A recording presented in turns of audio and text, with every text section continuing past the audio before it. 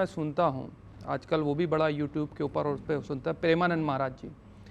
मैं उनकी बात को सुन रहा था और उन्होंने बाकायदा उसको पुरजोर तरीके से कहा कि जो बड़े बड़े महाराज हैं जो अपने उपाय बता रहे हैं, मेरी दोनों किडनियाँ फेल हैं, और कोई आए और ये कहे कि मेरे हाथ पे कोई कलावा बांध दे या कोई जंतुर बांध दे और कहे छू और हो जाओ, मैं पूरे विश्व के अंदर ऐसे लोगों को चैलेंज कर रहा हूँ जो लोग उपाय बताते हैं। और उन्होंने सरासर नकार दिया ऐसे उपायों को। अगर मैं देखूं बाकायदा उनकी चीजें, वो प्रेमानंद महाराज जी ने नकार दिया इस चीज को। और वो महाराज जी खुद कहते हैं कि मेरी दोनों किडनियां फेल हैं और बाकायदा उनकी डायलिसिस चलती, और करोड़ों लोग उनको सुनते हैं। लेकिन कभी राजनीति के ऊपर, कभी धर्म के ऊपर या कभी राजनीति शास्त्र के ऊपर मैंने उनकी वाणी से ऐसी कोई टिप्पणी नहीं सुनी जिसमें जो है समाज के अंदर लोग डिवाइड की बात करें, चीजें करें।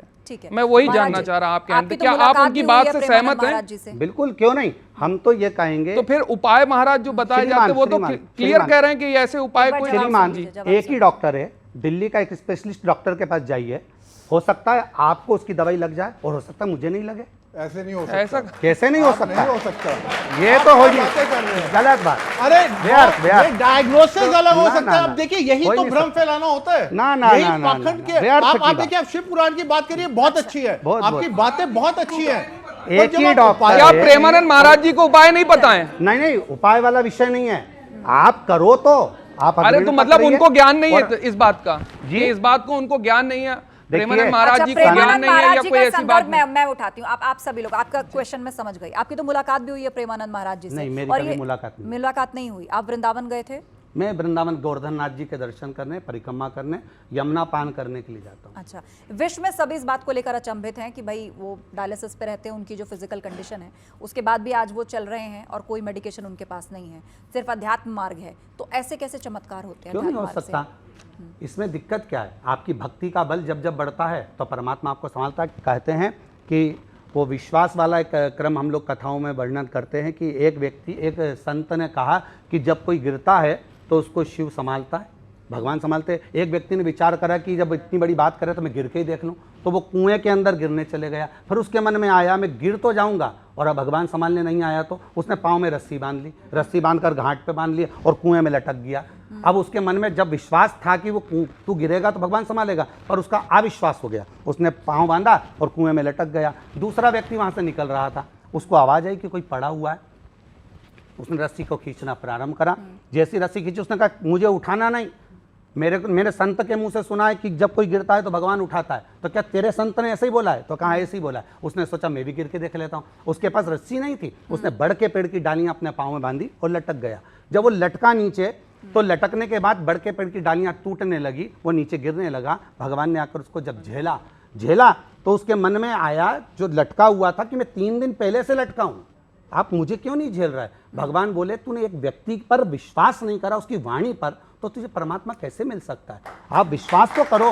विश्वास करोगे तो मीरा भी द्वारकाधीश के हाथ में समा जाती है, चैतन्य महाप्रभु भी जगन्नाथ में समा जाते हैं, रामकृष्ण परमहंस जगदम्बा में समा जाते हैं, तुकाराम जी हरि विठ्ठल में समा जाते हैं। शरीर ही नहीं मिलता, विश्वास होगा तो ही तो मूर्ति में समाये होंगे। तो विश्वास का बल बड़ा प्रबल होता है। किडनी भी ठीक हो जाए, जैसे इन्होंने बहुत वैलिड पॉइंट उठाया, क्यों नहीं? वो अगर कुछ करे कि किडनी ठीक हो जाए, एक सारी समस्या का हल एक लोटा जल। और दूसरा,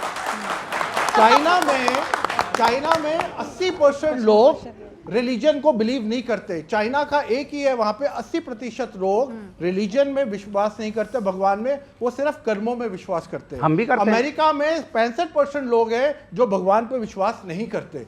अब सवाल ये है, ये जो देश है जो भगवान पे विश्वास नहीं करते, ये आगे क्यों निकल रहे हैं? और मैं आपको एक और चीज बता दूं, फिर आप प्लीज बताइएगा। यूरोप में जो कंट्रीज हैं जो भगवान पे विश्वास करती हैं वो सबसे पीछे हैं, और जो विश्वास नहीं करती वो आगे हैं। ये इसके पीछे आपके हिसाब से क्या कारण? क्या इसको अध्यात्म से जोड़ना सही होगा कि वो विकसित क्यों है और हम विकासशील क्यों हैं? ये आपकी सोच हो सकती है कि जो कंट्री भगवान को मान रही है वो पीछे जा रही है।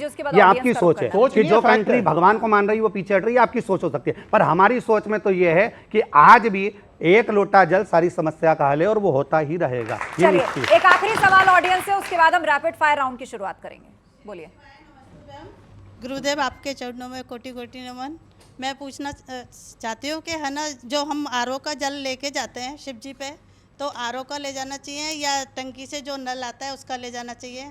कैसा भी जल हो, बस भाव से लेकर जाइए उसको।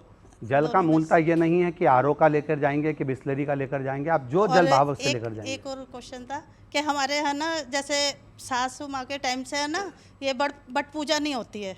बट सावित्री, हाँ, उनके जैसे है ना कोई बालक नहीं रहता जैसे, तो है ना, क्या अब हम कर सकते हैं या नहीं? फिर बट नहीं? सावित्री आपके जो पूर्वज करते आए हैं वैसे ही आप उनसे बात कर कर वैसा कर सकते नहीं, अब करते नहीं है जैसे। नहीं तो नहीं करते तो फिर नहीं करेंगे। चलिए, सवाल और उत्सुकताएं बहुत हैं और हम भी तैयार हैं अपने रैपिड फायर राउंड के लिए। महाराज जी, इसमें मैं आपके सामने एक शब्द रखूंगी या एक तस्वीर हम आपको दिखाएंगे और बहुत ज़्यादा समय आपको नहीं मिलेगा। उसे देखते ही आपको जो पहला थॉट आता है वो आपको रखना है।